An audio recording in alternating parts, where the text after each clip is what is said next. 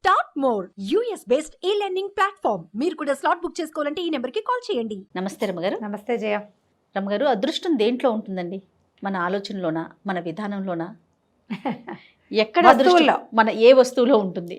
ఏమో చెప్పలేకపోతాను జయ. నిజంగా అలా చెప్పగలిగితే ఆ, అవే కొనేసుకుంటాం అవే కదా. కొనేసుకుంటాం. ఇది అదృష్టం అని చెప్తారు. పాలపిట్టను చూస్తే అదృష్టం. అవును. మా చిన్నప్పుడు గోరింకలు, 2 గోరింకలు జంట కనిపిస్తే మనం ఆ రోజు అనుకుని పని అవుతుంది. ఏదైనా అది కనపడంగానే ఒకటి అనుకుంటే, జముడికాయ కనిపిస్తే అదృష్టం, ఉమ్, ఏదో కనపడితే అదృష్టం. ఈ వస్తువులు పెట్టుకుంటే అదృష్టం. అదృష్ట గవ్వలు, అవును. తర్వాత అదృష్ట కాయిన్స్. ఆ ఫలానా కాయిన్ వచ్చాక ఆ టైంకి అది ప్రూవ్ అవుతుంది. ఉమ్, అదే అదృష్టం ఇంకొకటికి అవ్వదు. వెదురు చెట్లు పెట్టుకున్నాం మా ఇంట్లో, ఆ తర్వాత బాగా కలిసి వచ్చిందని చెప్తారు. వైభవలక్ష్మి పూజ చేసాం, ఆ తర్వాత కలిసి వచ్చింది. సంతోషమాత పూజ చేసాం, ఆ తర్వాత పిల్లలు పుట్టారు. అదే సంతోషమాత అందరికీ ఫలించదు, అదే వైభవలక్ష్మి అందరికీ ఫలించదు. మొన్న ఈ మధ్య ఎవరో చెప్పారండి, ఏదో వినాయకుడి బొమ్మట ఎవరో ఫ్రెండ్స్ ఇచ్చారు, అది ఇంట్లో పెట్టుకున్న కానీ చాలా బాగుంది, నాకు భలే కలిసి వస్తుందని చెప్పారు. వాళ్ళకి ఎందుకు గుర్తొచ్చింది? వాళ్ళకే కలిసి వచ్చింది. అదే వినాయకుడు నువ్వు తెచ్చిపెట్టుకున్నా, ఆ వినాయకుడినే తెచ్చిపెట్టుకున్నా, అలాంటి వినాయకుడినే పెట్టుకున్నా నీకు కలిసి రాకపోవచ్చు. పైగా ఈ కలిసి రావటం అనేది ఉంది చూసావు, అది ఏమన్నాలంటే మన నేతి బీరకాయలు నెయ్యి. అంతే. నువ్వు కానీ నీకు కలిసి రావటం అనే పాయింట్ నీకు ఒకటి ఉంటుంది. మా ఇంట్లో ఏ గొడవలు లేకుండా ఉన్నాయి ఫలానా వస్తువు తెచ్చాక, మనకు అదే హాయ్. ఇంకోటికి డబ్బు వస్తుంది, వాడికి అదే హాయ్. డబ్బులు ఉంటాయి, ఇంట్లో కొట్లాటలు ఉంటాయి. ఇదేంటి మేము కొట్లాడుకుంటాం అనుకోడు వాడు, డబ్బే వాడికి ఇంపార్టెంట్. కొట్లాటలు సహజం. ఒక్కొక్కళ్ళకి ఆరోగ్యం బాగుపడుతుంది, అది వాళ్ళు అది అదృష్టంగా ఫీల్ అవుతారు. చూసావా, అదృష్టము రకరకాలు ఉంటాయి. అదృష్టం వచ్చే విధానాలు రకరకాలుగా ఉంటాయి. ఒకటికి ఫలించింది, ఇంకొకటికి ఫలించదు. చిన్న చందమామ కథ చెప్తాం, దీన్ని నమ్మద్దు. ఉమ్, మీ అదృష్టం మీదే, మీ జాతకం మీదేలాగా. ఉమ్, వాళ్ళకి కలిసి వచ్చిందని మనకు కలిసి వస్తుందని నమ్మబోకండి. తెచ్చుకొని చూడండి, కుదరలేదనుకో వదిలేయటమే, ఇంకోటి ట్రై చేయాలి మనం. ఈ కథ భలే బాగుంటుంది. మానస సరోవరం చుట్టుపక్కల అంటే హిమాలయాల్లోనట కొన్ని పల్లెలు ఉండేవి, ఇప్పటికీ ఉంటాయి కదా. ఉమ్, వాళ్ళకి గోసంపద అధికంట. అడవి ఆవుల్ని తోలుకుంటూ వెళ్ళేవాళ్ళు. ఉమ్, పచ్చిక బయళ్ళల్లో మేసొచ్చేవి. చలి తక్కువగా ఉన్న ప్రాంతాల్లో కాలంలో ఆవుల్ని బయటికి పంపించేవాళ్ళు అనమాట. అయితే ఏంటంటే హిమావత్ పర్వత ప్రాంతం అవటం వల్ల కామధేనువట వచ్చి ఆవుల్లో కలిసి మేత మేసేదట. కామధేను అంటే ఏది? స్వర్గంలో ఉంటుంది, లక్ష్మీదేవితో పాటు పుట్టింది, కోరిన కోరికలు తీర్చే ఆవు. చాలా విశేషమైనదిగా చెప్తారు. స్త్రీ ముఖం ఉంటుందని ఆవుకి, కనపడదు మనకేమి. అయితే ఈ మంద చూసినప్పుడు ఏదో కొంచెం ఎక్కువగా ఉన్నట్టు తోచేది, లెక్క పెడితే ఇంటికి వచ్చాక కనపడేది కాదు. వెళ్ళేటప్పుడు 100 ఉండేవి, వచ్చేటప్పుడు 100 ఉండేవి, మధ్యలో ఏవో ఎక్కువ ఉన్నాయి అని భావన కలిగించేది, కానీ ఉండేది కాదు. వచ్చి ఆవిడ ఏంటంటే ఆలమందలతో పాటు కలిసి అక్కడ గేజింగ్ తిరగడానికి, గ్రేజ్ గొడ్లు తిరగాలి కదా ఆవులు, పాపం బాగా నడిచి తిని చేస్తే వాటికి అరుగుదలకు వచ్చి పాలు బాగా వస్తాయి. అయితే రోజు ఇట్లా తిరిగేది. అయితే ఆ ఊళ్ళలో ఒక ముసలి ఒకతను ఉండేవాడు. అతనికి సొంత గొడ్లు లేవు, పాపం సొంత ఆవులు లేవు. అతనుకున్న ఏకైక ఆస్తి ఒక కావడి బద్ద మాత్రమే. ఆ కావడి బద్దతో అతను ఏం చేసేవాడు, ఈ ఆవుల వెనకాల వాళ్ళ జీతం ఇస్తారు, ఆవుల వెనకాల వెళ్తే ఆవుల వెనకాల వెళ్ళి ఆ కాస్త జీతం అతనికి సరిపోయేది కాదు, పెద్ద కాపురం. ఆ చితుకులు అవి ఎండుకర్రలు అవి ఏరుకుని కావడికి 2 పక్కల వేసుకుని కావడి మోసుకుంటూ వచ్చేవాడు. చాలా బాగుండేది అతని జీవితం, హాయిగా ఉండేవాడు.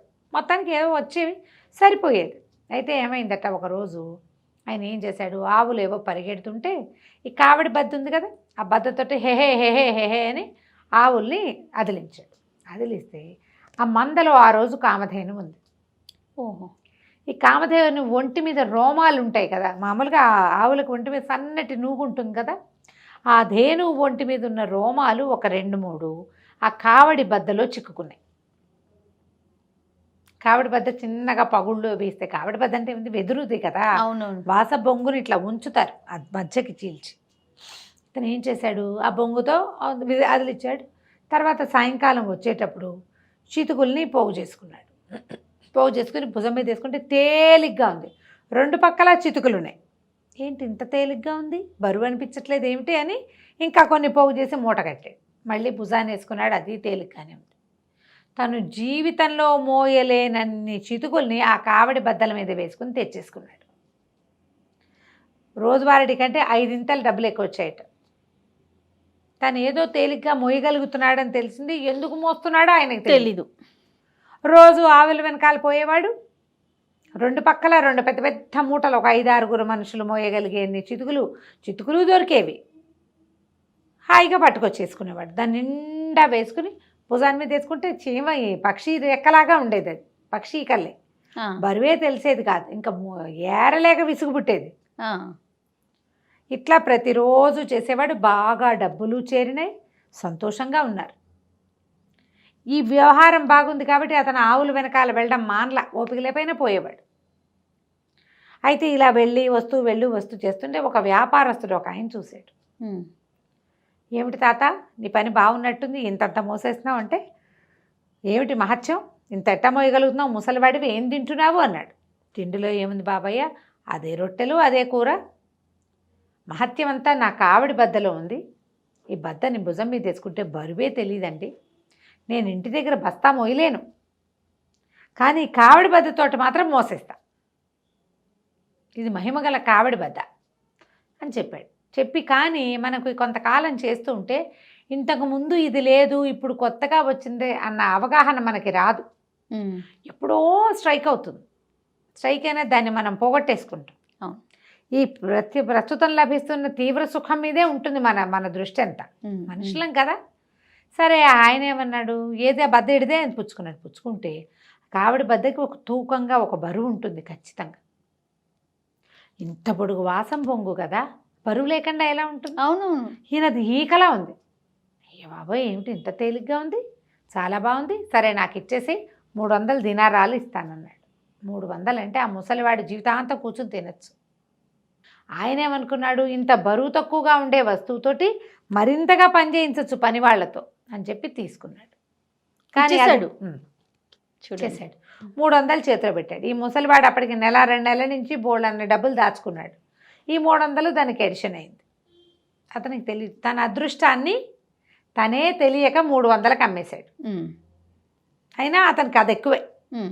ఇంకా పని చేయక్కర్లేదు, అది పెట్టుకుని తినచ్చు, అదొక ధైర్యం ఉంటుంది. డబ్బు ఇలా ఆలోచించుకున్నాడు. ఈయన ఏం చేశాడు, వ్యాపారస్తుడు ఆ బద్దని అటు ఇటు తిప్పి పరిశీలించాడు. ఏమిట్రా అని.